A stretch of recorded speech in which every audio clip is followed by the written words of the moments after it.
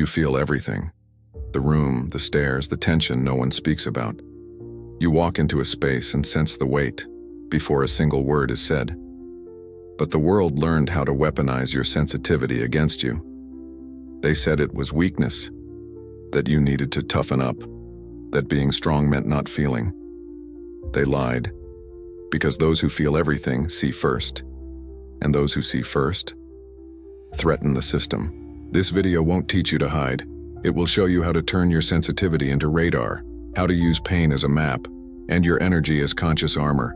You don't need to shut down, you need to filter. I absorb everything, I can't help it. You've thought that before. So did I. Until I realized the world wasn't draining me. It was my open wounds that let everything in. You're not a sponge. You're a portal, and you get to choose what passes through. Imagine an entire city whispering its pain, and you being the only antenna left on. Now imagine not knowing how to turn it off. Living like that is having your emotional skin exposed on a battlefield. We're in the age of suffocated empaths, where spirituality is sold in boxes and empathy became a tool of manipulation.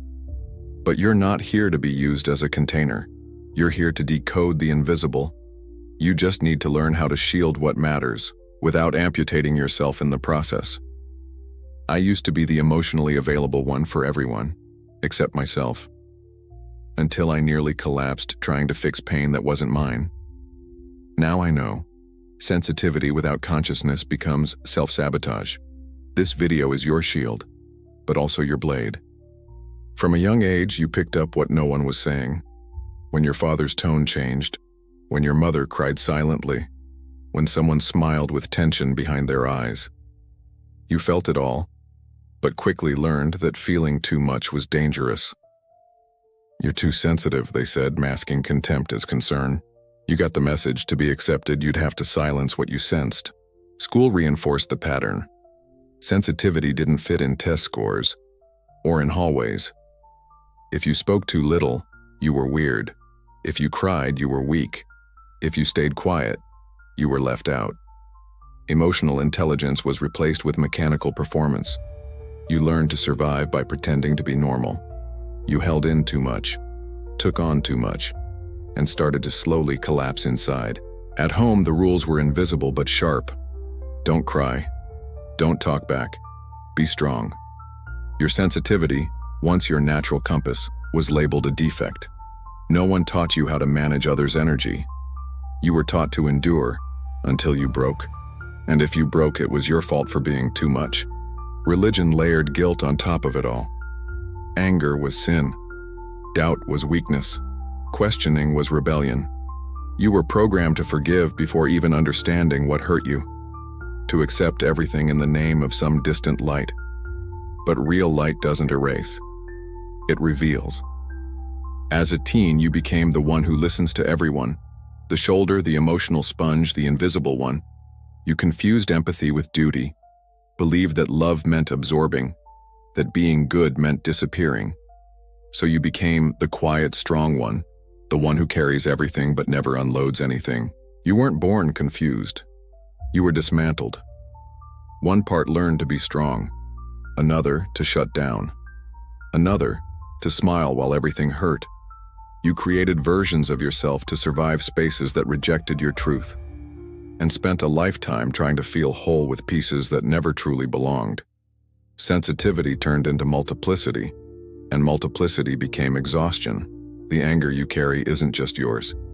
It's the buildup of ignored boundaries, swallowed words, internal alarms you silenced. You sense what others hide, but you were taught to doubt it, to call it overreacting, to call it weakness. And so, your inner compass was deactivated. Carl Jung called this psychic exile, when the most intuitive part of your soul is banished by your own ego to earn belonging. You became so good at adapting, you disconnected. Your body warned you, but your mind rationalized. And every time you betrayed yourself in the name of peace, the shadow grew. This shadow isn't darkness, it's overflow. It's everything you had to suppress to appear functional. Your sweetness turned into anxiety, your compassion into burnout, your silence into symptoms. And the more you became everyone's safe space, the more you became your own battlefield. You became fluent in reading people, but emotionally illiterate with yourself. You knew what others needed before they spoke, but you ignored your own inner screams. The fragmentation didn't happen all at once. It came from thousands of subtle emotional injuries. And what you call hypersensitivity is actually an uncured battleground. You were trained to believe that protecting your energy is selfish, that setting boundaries is rude, that saying no is hurtful. But while you were dissolving yourself for others, the world was profiting from your collapse. Pop spirituality told you feeling is beautiful, but never warned about the cost of absorbing what was never yours. It never prepared you for the silent energy theft happening every day. The wellness industry became an emotional escape room. It sells incense to silence chaos, crystals to heal wounds that were never named, retreats to escape the life you silently hate. But it never teaches you how to guard your inner territory, because the more you search outside, the weaker you feel inside. Meanwhile, the emotional marketplace identifies your empathy as an entry point. You receive messages, invitations, opportunities, all wrapped in light, filled with projection, and because you feel everything, you think you owe everyone. But empathy without discernment becomes an open gate. Social media amplifies the illusion. Performance spirituality, aura filters, sacred quotes stolen from teachers no one lives like. You're bombarded with pretty advice that lacks roots. And all the while, your energy leaks through invisible cracks no one ever taught you to seal. Because it's not enough to feel. You must know where you end and others begin. The system doesn't want you strong. It wants you scattered. Because a confused sensitive buys more, signs up for more, craves more guidance. The internal void is artificially maintained until you forget that real protection isn't bought. It's built. And it starts with this realization. You're not weak. You're just wide open. Rupture doesn't start with a scream. It starts with silence. With that moment, you enter a room and, for the first time, decide not to absorb, not out of coldness, but clarity. You realize that feeling everything doesn't mean carrying everything, that another's pain can be witnessed without being inherited. This is the first layer of protection, separating empathy from invasion. Protecting your energy isn't about walls. It's about conscious filters, being fully present without getting devoured, listening without dissolving, sensing when your body says, "This isn't mine."